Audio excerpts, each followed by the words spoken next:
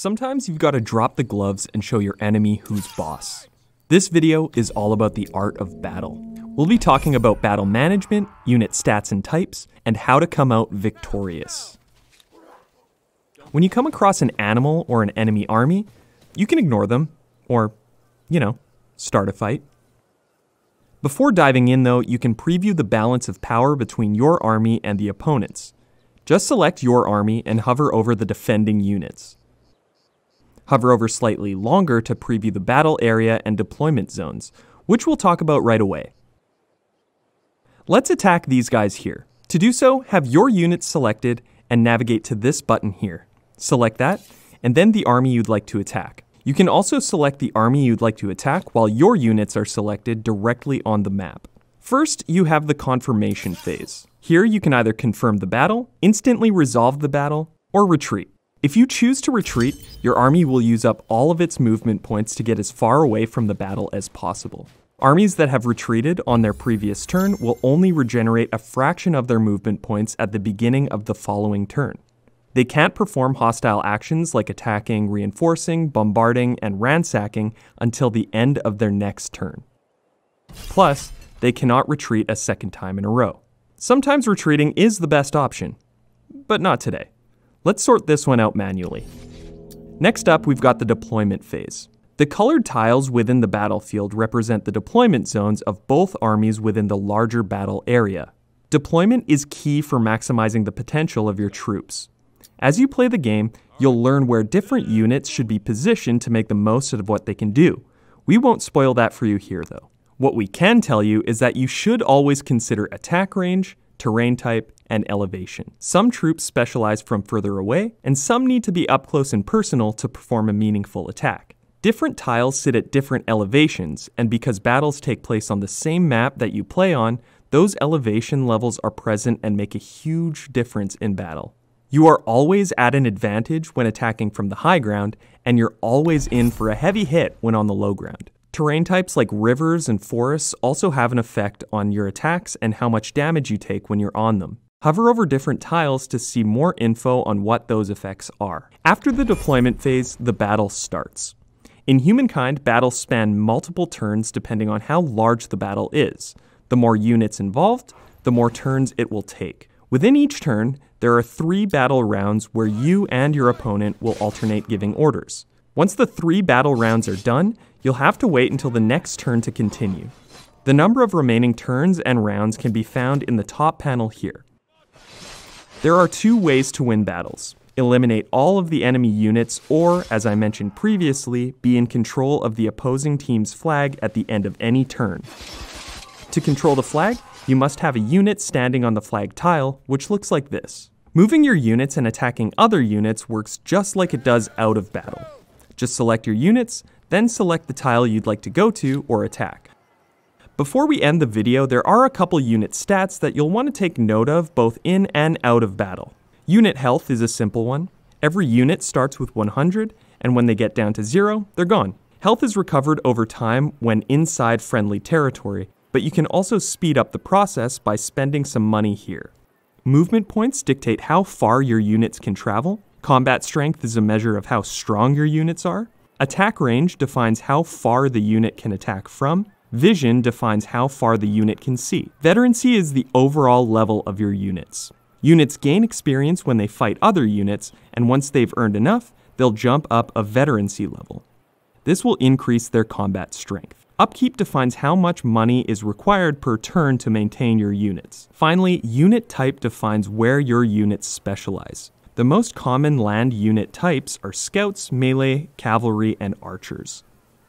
Each type has its strengths and weaknesses, so take these into account when thinking about army composition. You can see unit info by selecting them. You can also hover over their icons before queuing them up in your cities to learn more.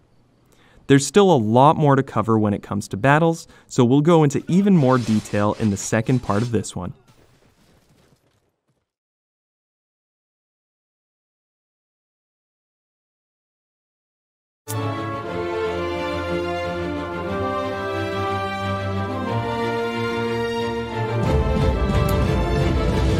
Let's take this time to dive a little deeper into the specifics of battle in Humankind.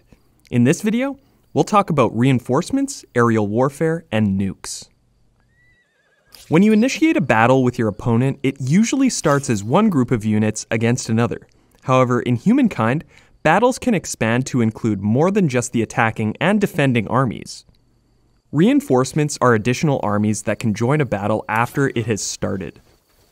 Once you've researched the appropriate technology, you can bring in troops from outside of the battle area to provide the initial army with a little extra help. An army caught inside the battle area will automatically be included in the deployment phase, while armies outside of the battle area will have to make their way into it. The latter units can only be included if either the tile they're headed to is part of your deployment zone, or it's your turn to give orders during combat. If your deployment zone is too small to fit all your reinforcing units, the armies will sit in a bunch until there's enough room to deploy the units individually. These units are called reserves and are visible in the Reinforcements tab on the battle screen here.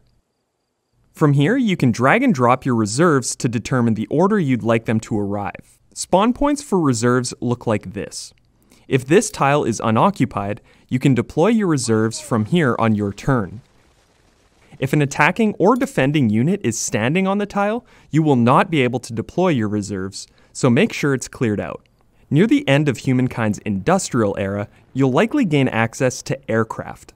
There are two families of aircraft that can be built once you've constructed an airfield: bombers and fighters, both of which can be queued up in your cities just like constructing other units. Bombers can be used to strike the opponent's cities or armies, or provide your units with fire support on the battlefield. Fighters are mostly used to support other planes and to protect your territory. They will also patrol territories adjacent to where your airfield is located. Patrolling units provide vision and protection against enemy aircrafts and will automatically interfere with any hostile airstrikes that target areas within protected territories. There is also multi-role aircraft that fill both the bomber and the fighter archetypes. Fighters and bombers can both perform airstrikes by hitting this button here when the planes are selected. However, keep in mind that everything in the vicinity of the strike will take damage, including friendly units and districts. Missiles are a simpler type of air unit that can only be used to perform airstrikes. Unlike bombers though, missiles can't be intercepted by enemy air patrols and are always destroyed after one use, so make them count. To build missiles, make sure you have a missile silo first. You'll then be able to queue them up in your city like units and planes. Finally, let's talk about nuclear weapons. To start, you'll have to make sure you've got the nuclear fission technology researched. This will give you access to the nuclear proliferation civic that will unlock nuclear tests. To finally build a nuclear weapon, you'll have to complete at least one nuclear test national project. You'll also have to make sure you've got a missile silo built in the territory you'd like to queue up the nuke. Nuclear weapons work just like regular missiles, only they will destroy everything within a several tile radius and turn those tiles into wasteland. Wasteland tiles can no longer be exploited or built upon. And that's it for battles in Humankind. Now get out there and cause some havoc. We'll see you in the next one.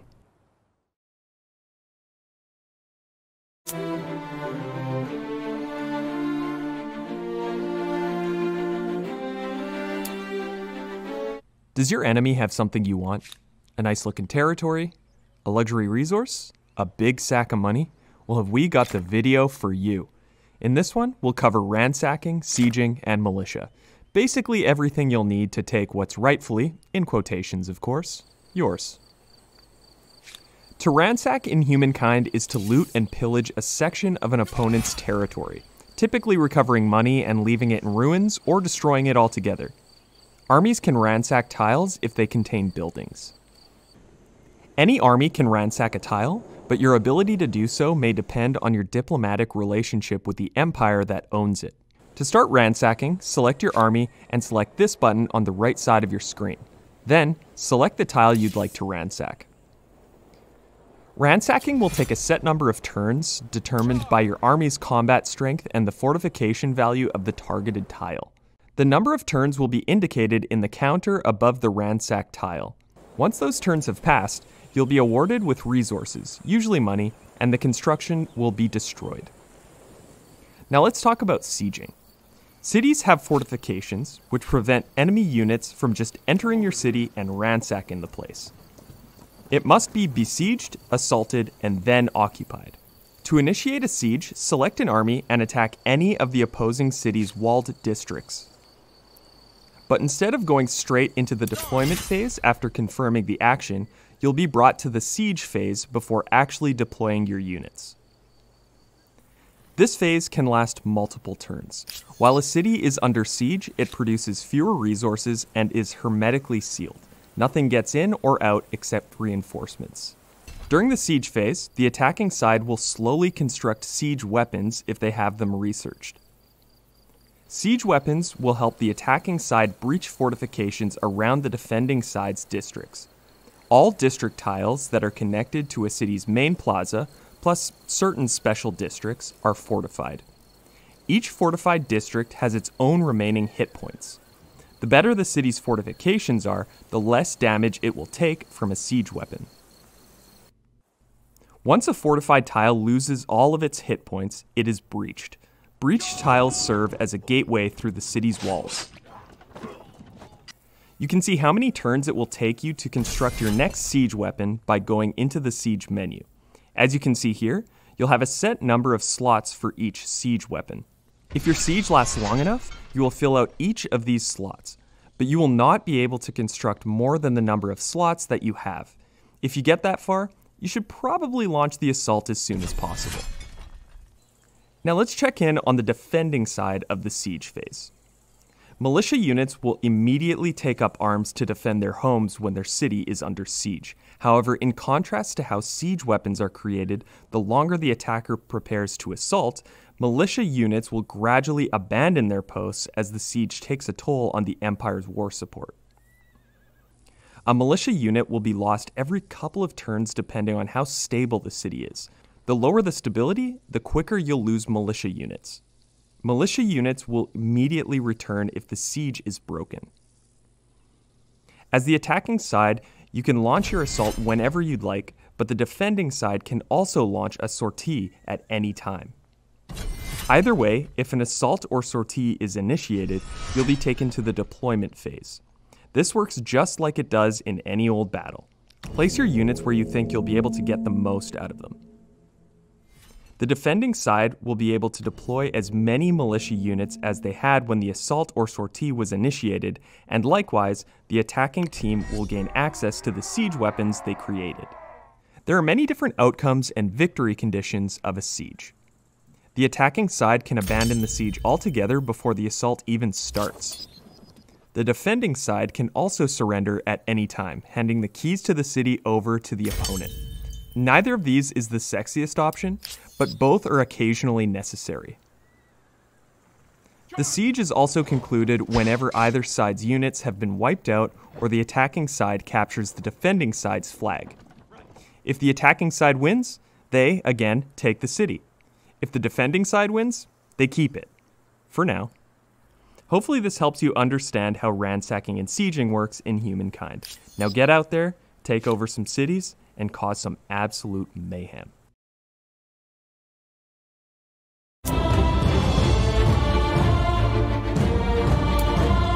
This is going to be a quick one, but no less important than any of the others. In this video, we're talking about narrative events and status effects. Narrative events in Humankind have unique trigger conditions. Your decisions, relationships, and overall progression can impact which events appear when.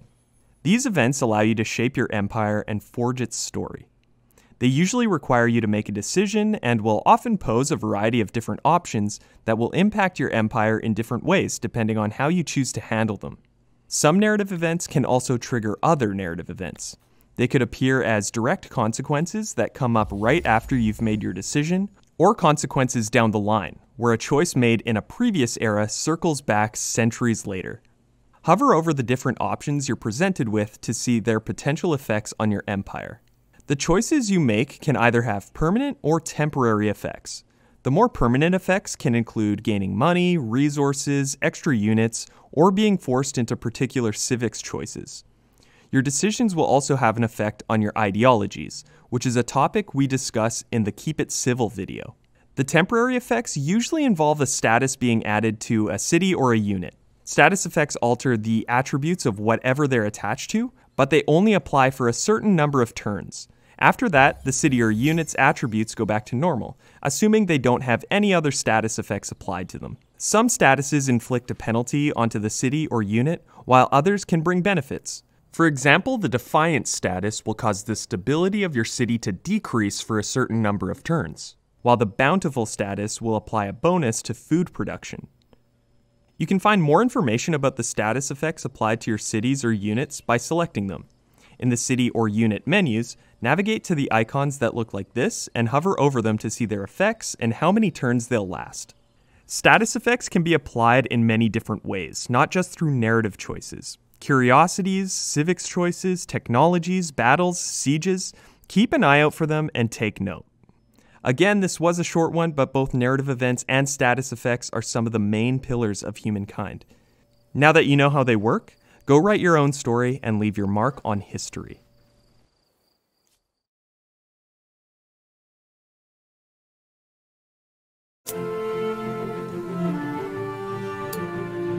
Religion in humankind is yet another way to set your empire apart and shape the story of your people. In this video, we'll talk about faith, followers, tenets, and religious conversion. With enough population in one of your cities, you're able to create your empire's religion. Your first choice is simple: polytheism or shamanism. The former will provide you with more faith per attached territory. The latter generates faith per population. Producing faith will allow your religion to spread and will help unlock gameplay bonuses through tenets, which we'll cover right away. Regardless of this initial choice, you'll be able to produce faith by other means down the line.